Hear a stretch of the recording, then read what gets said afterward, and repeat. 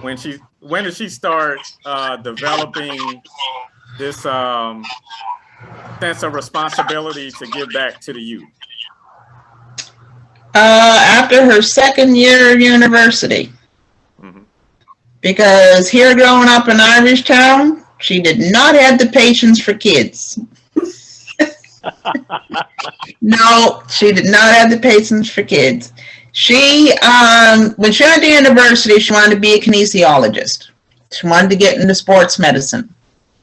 So first year went fine. The second year went fine. So I think what kind of encouraged her is when you had to do volunteer work. Like if you were playing on a sports team, you had to do volunteer work. So what she started to do was go to the elementary schools in South Carolina and read to kids. And I think that's where her passion came from, was just seeing the smiles on those kids with her reading to them. And then she became a big sister to some kids, and she would take them to a basketball game or take them to the movies. And I think that's when she decided she needed to change her career. But it shocked me because, like I said, she did not have patience for kids. Well, I'll tell you this. She was my wife's favorite coming to read to those kids in her class.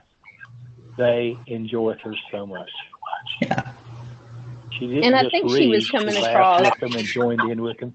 I'd come in and she'd be sitting down on the floor playing roughhouse games with them. They just really enjoyed that. Yeah. Yeah. And I saw a difference in her.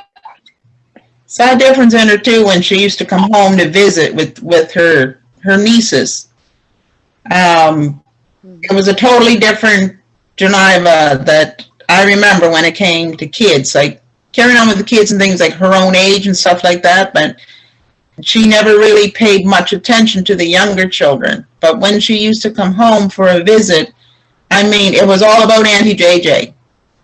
And to her, it was all about her nieces, you know, hanging out and going wrestling in the grass or going out and racing each other and playing games. And actually, the first time she came home, I think there was 3 grandchildren at the time. The first time she came home for any length of time, we actually had a camp out in the living room. We put the mattresses on the floor, and it was girls only. So Grampy had to sleep in the bedroom by himself. It was girls only. It was me and Janiva, and there was 3 of the grandchildren, because we have all granddaughters.